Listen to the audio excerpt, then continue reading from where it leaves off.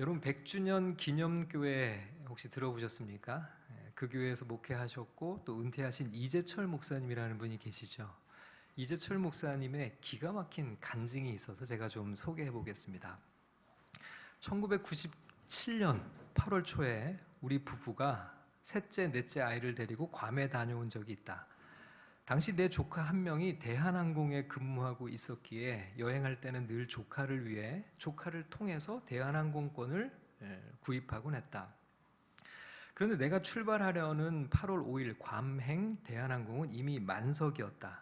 대기자 명단에 내 식구의 이름을 올려놓았지만 출발 일주일 전까지도 좌석 여유가 나지 않았다. 그래서 같은 날 대한항공보다 20분 늦게 출발하는 아시아나 항공권을 구입하였다. 출발 이틀 전에 조카한테 연락이 왔다. 내가 출발하려는 날에 기종이 보잉 747기로 교체되어서 빈 좌석이 많으니 대한항공권을 이용해달라는 부탁이었다. 조카의 부탁을 들어줄까 하다가 이미 구입한 아시아나 항공권을 취소하는 것은 도리가 아닌 것 같다. 그냥 아시아나를 이용하기로 했다. 8월 5일 비행기를 타기 위해 김포공항으로 갔다. 수속을 다 마치고 지정된 게이트로 찾아갔을 때 바로 옆 게이트에는 괌행 대한항공 승객들이 기다리고 있었다. 시간이 되어 대한항공기가 먼저 괌으로 출발하고 우리 가족이 탑승한 아시아나 항공기는 20분 후에 출발했다. 비행기 안에서 날짜가 바뀌어 8월 6일 새벽 2시경 분명히 비행기가 괌 상공에 이르렀는데도 착륙을 하지 않았다. 관제탑으로부터 착륙 허가가 나지 않는다는 기장의 안내방송 이외에는 아무 정보도 없었다. 괌 상공을 약 1시간 동안 선회하던 비행기는 새벽 3시가 되어서야 관제탑의 허가를 받아 착륙했다. 공항을 나서는데 대한항공 승객을 영접 나온 현지 사람들이 왜 대한항공은 도착하지 않느냐고 물었지만 나로서는 전혀 알 수 없는 일이었다. 예약한 호텔을 찾아가 수속을 끝내고 새벽 4시가 되어서야 잠자리에 들었다. 한참 잠을 자는데 꿈인지 생시인지 전화벨 소리가 아련하게 들렸다. 눈을 뜨고 보니 생시였다. 시계는 현지 시각으로 새벽 5시가 조금 넘어 있었다. 전화기를 들자마자 당시 내가 섬기던 교회 한 교우님의 목소리가 다급하게 울렸다. 목사님, 살아계시지요? 나는 그 말이 무슨 뜻인지 알 수 없었다. 그리고 그분의 설명을 듣고서야 자초지정을 알 수 있었다. 우리보다 먼저 출발한 대한항공기가 괌에서 니미츠 언덕에 추락하여 승무원 23명을 포함한 254명의 탑승객 가운데 229명이 목숨을 잃은 사고가 생긴 터였다. 이런 간증이었어요. 여러분, 믿지 않는 사람들은 이 이야기를 들으면서 어떻게 생각할까요? 아마 그 목사님 진짜 운 좋은 목사님이네. 너무 진짜 이 운이 좋아서 어떻게 그렇게 살았네 이렇게 생각하겠죠. 그러나 여러분, 우리는 어떻게 생각합니까? 이것을 우연이라고 우리는 생각하지 않죠. 분명히 누가 목사님을 살려주신 건가요? 하나님이 살려주신 거죠. 자, 물론 이렇게 이야기할 때 좀 오해가 없어야 됩니다. 예수 잘 믿으면 하나님이 늘 이렇게 살려주신다고 말하는 것이 아니에요. 여러분, 추락한 비행기 안에도 신실한 하나님의 자녀들이 있었을까요? 없었을까요? 분명히 그 비행기 안에도 있었을 거예요. 그렇다면 왜 하나님께서 이재철 목사님은 살려주시고 다른 하나님의 자녀들은 데려갔었을까? 그런 질문을 하게 되죠. 여러분, 예루살렘 교회의 7집사 가운데 스데반과 빌립이라는 사람이 있었습니다. 여러분, 이 두 사람의 인생을 한번 생각해 보시기 바라요. 두 사람은 한날 한시에 임직식을 가졌던 사람들이에요. 예루살렘 교회의 초대 집사로 선출이 되었죠. 두 사람 모두 성령과 지혜가 충만했습니다. 똑같은 사명을 부여받았어요.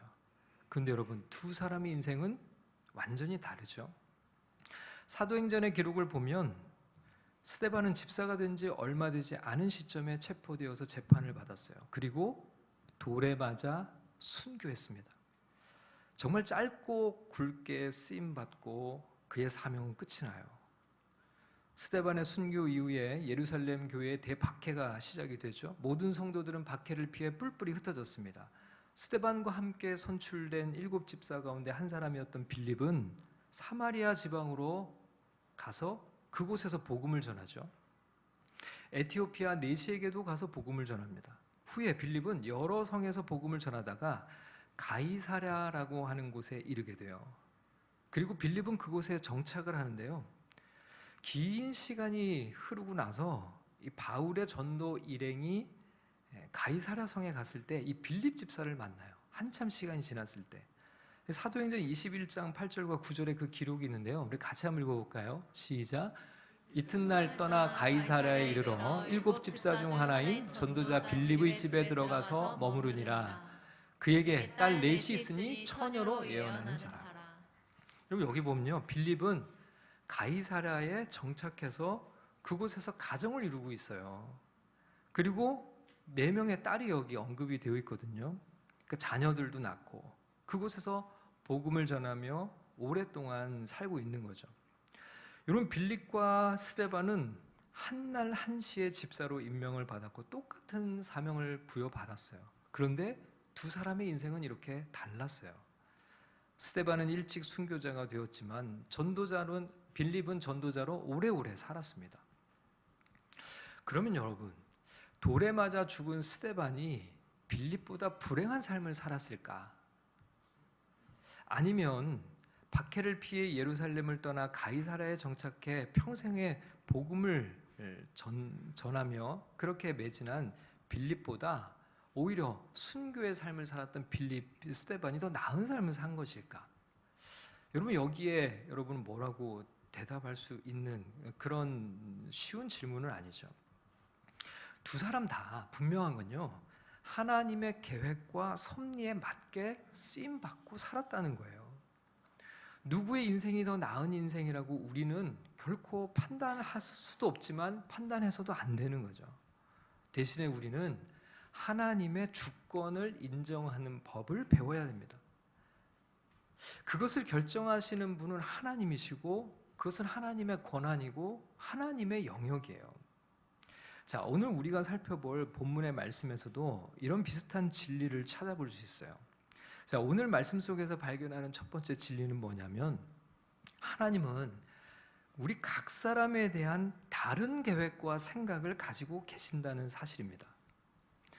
여러분 우리가 다 한 하나님을 믿고 섬기지만 우리들 각자를 향한 하나님의 생각과 계획은 다 다르세요. 내 인생이 다른 사람과 다르고 또 그렇기 때문에 단순하게 비교할 수 없다는 거예요. 우리는 같은 믿음을 가지고 있지만 모두가 다른 삶을 살아가고 있습니다. 내 인생이라고 하더라도 내 계획과 내 생각대로 사라지질 않아요. 왜냐하면 나를 향한 하나님의 계획과 하나님의 섭리와 하나님의 생각이 있기 때문이죠.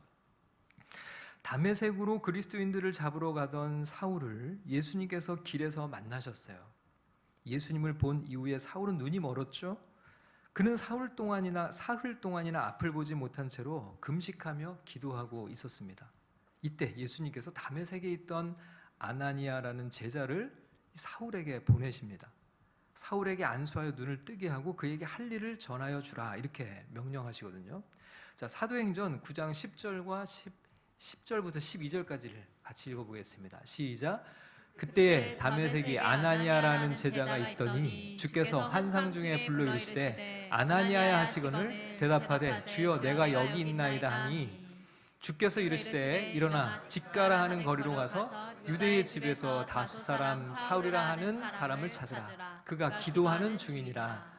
그가 아나니아라는 사람이 들어와서 자기에게 안수하여 다시 보게 하는 것을 보았느니라 하시거늘. 여러분 이때 주님의 말씀을 듣는 아나니아가 예수님께 이렇게 질문을 해요. 13절과 14절을 읽겠습니다. 시작. 아나니아가 대답하되 주여 이 사람에 대하여 내가 여러 사람에게 듣사온즉 그가 예루살렘에서 주의 성도에게 적지 않은 해를 끼쳤다 하더니 여기서도 주의 이름을 부르는 모든 사람을 결박할 권한을 대제사장들에게서 받았나이다 하거늘. 자, 그가 어떤 사람인지를 아나니아는 잘 알고 있었죠. 그는 박해자요 핍박조로 벌써 이미 소문이 다 나 있었습니다. 자, 이렇게 반문하는 아나니아에게 주님께서 이렇게 말씀하세요. 15절과 16절을 읽겠습니다. 시작. 주께서 이르시되 가라, 이 사람은 내 이름을 이방인과 임금들과 이스라엘 자손들에게 전하기 위하여 택한 나의 그릇이라. 그가 내 이름을 위하여 얼마나 고난을 받아야 할 것을 내가 그에게 보이리라 하시니. 여러분, 사울은 스데반을 죽음으로 몰아갔고 예루살렘 교회를 핍박하고 다메섹까지 원정 박해를 왔던 사람이에요. 그런 사울이지만, 그런데 성경은 예수님이 뭐라고 말씀하시냐면 이런 사울을 향한 하나님의 계획과 생각이 있으시다고 말씀하고 있는 겁니다. 사울을 가리켜서 내 이름을 이방인과 임금들과 이스라엘 자손들에게 전하기 위하여 택한 나의 그릇이다, 이렇게 말씀을 하시죠. 사울은 앞으로 예수님의 이름을 위해 많은 고난을 받게 될 것도 예고하셨어요. 여러분, 여기서 우리가 인정해야 되는 것이 있죠. 그것은 이 사울의 인생을 결정하고 계신 분이 하나님이라는 거예요. 하나님의 주권입니다. 하나님께서 어떤 사람을 들어서 어떤 방법으로 인하시든지 그것은 하나님의 권리예요. 하나님께서 나에게 어떤 계획과 생각을 가지고 계시든지 그것은 하나님의 영역이라는 겁니다. 오직 주님께 속한 것이죠. 사울은 이 일을 위해서 하나님께서 주권적으로 택하시고 사용하시는 그릇이라고 말씀을 하셨어요. 하나님께서는 당신이 들어 사용할 그릇을 택할 권한을 가지고 계시고, 하나님은 당신의 뜻대로 그 그릇을 빚을 주권을 가지고 계신 겁니다. 여러분, 우리에게는 하나님께서 왜 그렇게 일하시느냐, 왜 하나님이 그런 사람을 들어 쓰시냐고 물을 권한이 없어요. 여러분, 이 모든 것의 결정은 오직 하나님께서 하실 일입니다. 여러분, 아나니아를 한번 보실까요? 처음에는 예수님께 사울이 어떤 사람인지를 말씀드리죠. 그를 만나러 가기에는 너무나 위험천만한 인물이었어요. 그런데 예수님께서 그는 내가 택한 내 그릇이다라고 아나니아에게 말씀하시자마자 아나니아가 어떻게 합니까? 순종해요. 여러분, 17절 말씀을 같이 읽겠습니다. 시작. 아나니아가 떠나 그 집에 들어가서 그에게 안수하여 이르되 형제 사울아, 주 곧 내가 오는 길에서 나타나셨던 예수께서 나를 보내어 너로 다시 보게 하시고 성령으로 충만하게 하신다 하니. 자, 본문을 보면 예수님의 계획과 예수님의 뜻을 듣자마자 바로 떠나요. 그리고 사울을 향해 찾아갑니다. 그리고 사울을 만나자마자, 여러분, 원수 같은 핍박자 아닙니까? 근데 그 사울을 향해 형제 사울아라고 부릅니다. 여러분, 여기서 형제라는 표현은 피를 나눈 친형제에게 사용하는 표현이에요. 여러분, 아무리 사울의 삶이 정말 원수 같은 그런 삶을 살았다 하더라도 예수님의 계획을 수용하고 받아들이자 이제는 그가 동역자가 된 거예요. 여러분, 이것이 바로 그리스도인의 자세죠. 주님께서 주님의 계획과 생각을 말씀해 주시자 그 즉시로 아나니아는 순종해요. 여러분, 우리는 하나님이 일하시는 방법, 그리고 하나님이 일하시는 들어쓰시는 사람, 또 하나님의 뜻, 계획이 때로는 수긍하기 어려울 때가 있어요. 왜 하나님은 이렇게 일을 하시지? 도저히 납득이 안 돼. 하나님은 어떻게 저런 사람을 들어 사용하시는 거지? 저렇게 교회를 핍박하고 스데반을 죽인 살인자잖아요. 살인자를 어떻게 주님은 주님의 그릇이라고 말씀을 하실 수 있는 거지?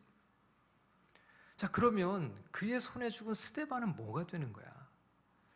사울에게 잡혀가 감옥에 갇힌 성도들이 있는데, 지금도 감옥에서 고생하는 성도들이 있는데, 여러분, 하나님이 일하시는 방법을 우리가 논하는 데 있어서 가장 중요한 것은 어떤 방법을, 하나님이 어떤 그릇을 택하시든지 이 모든 선택의 권한이 하나님께 있다는 것을 우리는 먼저 기억할 필요가 있죠. 그것은 우리가 정하는 것이 아닙니다. 그것은 종의 자세가 아니죠.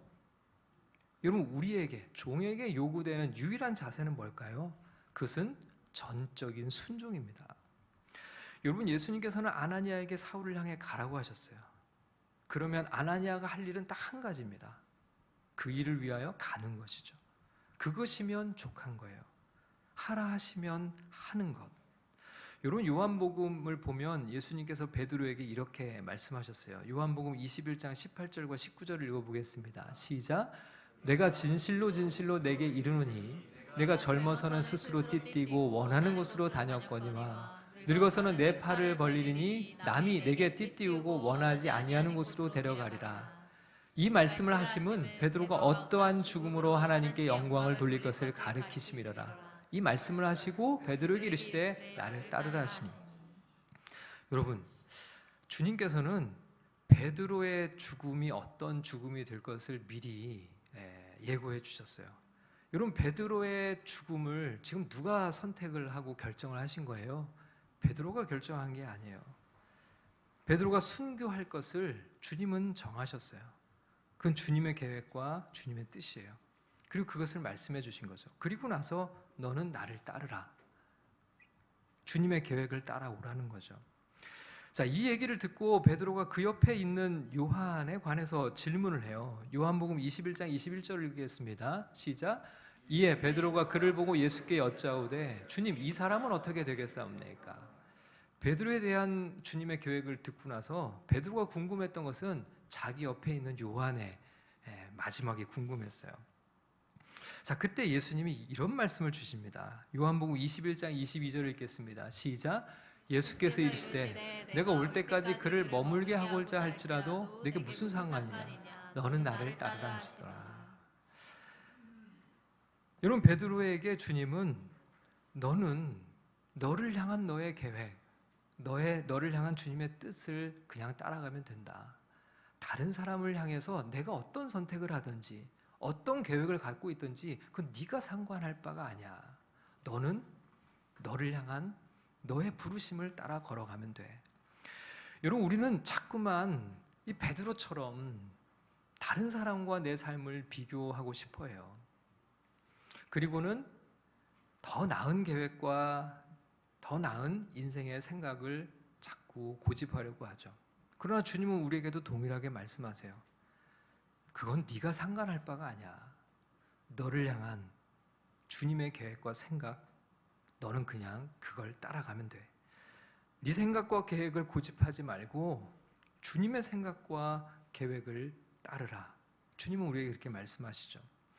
여러분, 하나님이 일하시는 방법과 관련해서 우리가 꼭 기억해야 하는 것은 하나님의 주권을 인정하고 그 방법이 무엇이든지 간에 우리는 그저 주님을 따라가는 믿음의 결단이 우리에게 필요한 것입니다.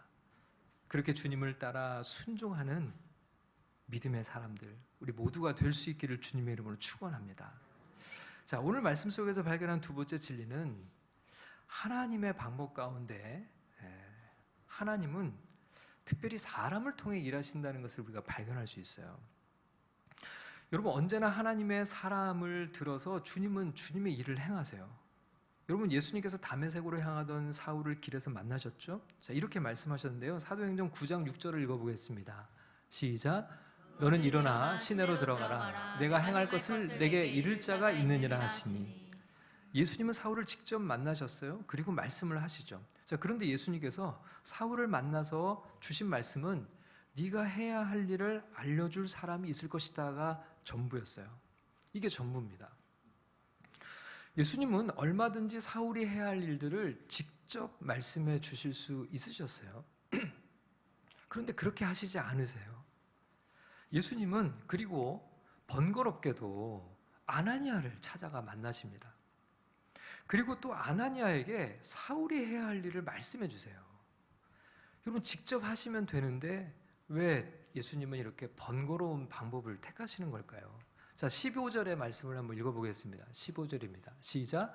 주께서 이르시되 가라, 이 사람은 내 이름을 이방인과 임금들과 이스라엘 자손들에게 전하기 위하여 택한 나의 그릇이라. 예수님은 이 말씀을 주시고서 아나니아를 사울에게 보내시죠. 눈이 멀어 보지 못하는 사울을 주님은 얼마든지 또 직접 고치실 수 있으셨잖아요. 그렇지 않습니까? 예수님은 얼마든지 사울의 눈을 직접 고쳐주실 수도 있으셨어요. 그렇지만 이 역시도 아나니아가 가서 손을 얹을 때 시력을 회복하게 하실 거라고 하셨어요. 우리 주님이 이렇게 하시는 이유가 뭘까요? 여러분, 사실 이것은 사울을 위한 것이기도 하고 교회를 위한 것이기도 합니다. 사울은 성도와 교회를 박해하던 자였죠. 여러분, 아마 예수님께서 사울에게만 은밀하게 만나셔서 사명을 주시고 그의 눈을 직접 고쳐주시고 앞으로 사울이 할 일을 말씀해 주셨다면, 그러면 어떤 문제가 생길 수 있을까요?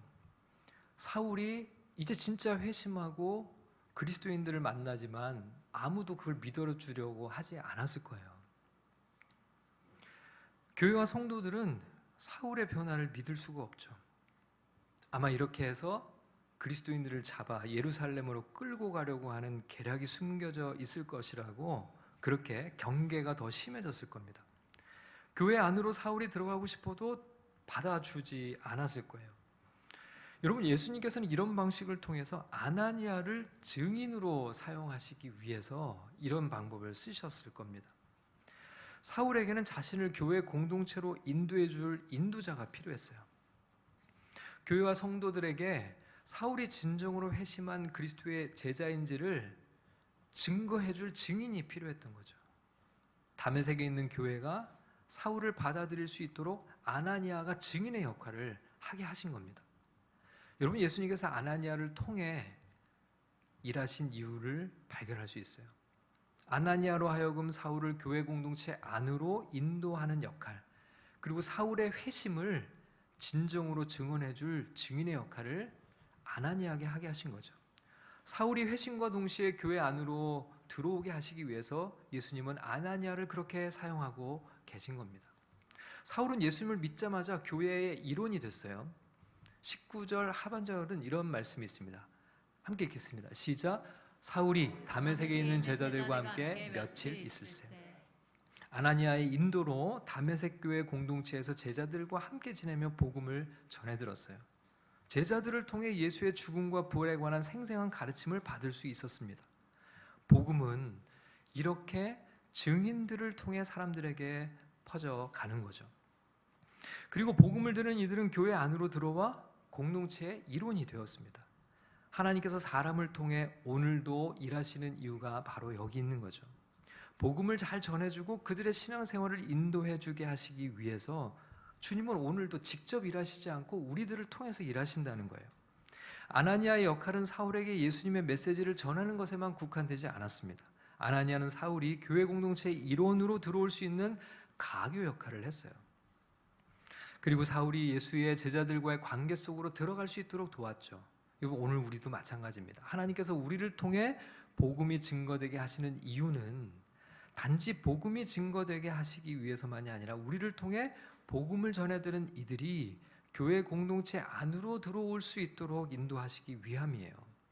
우리의 믿음은 공동체 안에서 자라기 때문입니다. 신앙 인격도 공동체 안에서 성숙해져 갑니다. 형제 자매들과 관계를 맺고 교제를 나누면서 복음이 견고해지죠. 교회 공동체의 일원이 되어야 믿음이 뿌리 내리게 됩니다. 예수님은 오늘도 교회를 통해 복음을 전파하고 계세요. 그래서 여러분, 교회가 너무 중요하고 반드시 교회가 필요한 것이죠. 하나님은 지금도 교회를 통해 일하고 계세요. 하나님께서 사람을 통해 일하신다는 것은 곧 하나님께서 교회를 통해 일하신다는 의미이기도 합니다.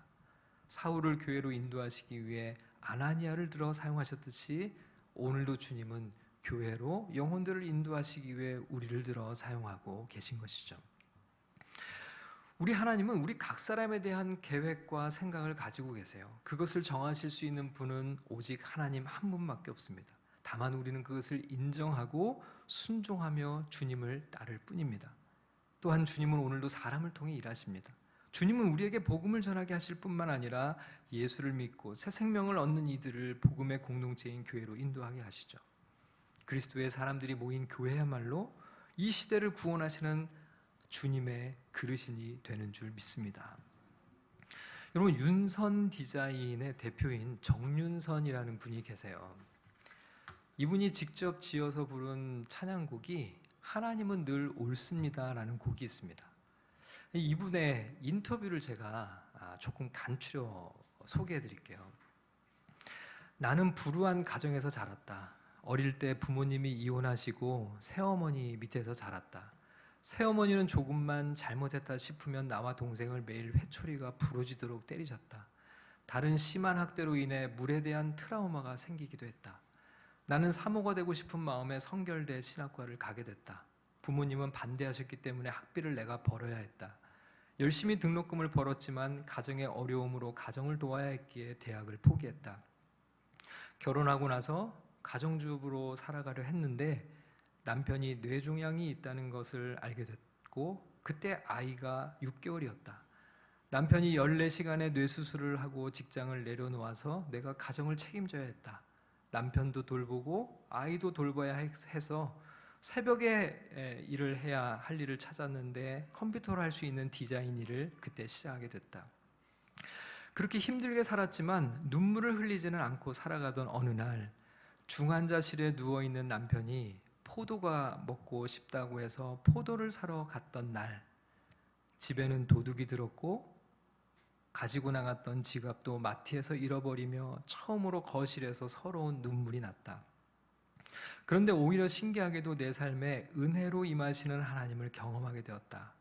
그동안 내가 가지고 있는 것들이 눈에 들어오기 시작했다. 내가 가지고 있는 손과 발, 눈물샘 등이 다 은혜로 다가왔다. 내 존재 자체가 아무것도 아닌 흙이란 것이 깊이 다가왔다. 내가 가지고 있는 은혜를 알게 되면서 그날 이후로 신기하게 일이 들어오기 시작했다. 내 삶을 돌아보면 하나님은 완벽하지 않고 불공평하신 것처럼 보인다. 하지만 잘 견디며 스스로에게 하나님은 옳습니다라고 말한다. 남편의 뇌종양이 재발했을 때도 하나님은 옳지 않아 보였다. 그럼에도 불구하고 나는 나에게 하나님은 옳습니다라고 외치는 것이다. 지나고 보니 내 인생에서 하나님은 나에게 닥친 고난을 견딜 힘을 주셨고 그 악을 선으로 바꾸셨으며 이제는 더 큰 일들을 하게 하시는 분이다. 내 삶에서 하나님의 주권은 절대적이었으며 또한 그것을 인정하고 싶은 마음이 들었다. 그래서 이번에 만든 곡 하나님은 늘 옳습니다는 그리 아니하실지라도 그럼에도 불구하고 여전히 옳으신 하나님을 인정하는 곡이다. 여러분, 정윤선 대표는 하나님의 주권을 인정하며 살아가는 믿음의 삶이 무엇인지를 우리에게 잘 보여주고 있어요. 내 눈에는, 내 생각에는 그렇게 보이지 않아도 주님의 주권을 믿음으로 고백하는 것이죠. 하나님은 늘 옳습니다 라고요. 그것을 인정하며 순종하며 살아가는 그들이 바로 우리 그리스도인들인 줄 믿습니다. 오늘도 이 믿음 안에서 승리하며 살아가는 우리 모두가 될 수 있기를 주님의 이름으로 축원합니다.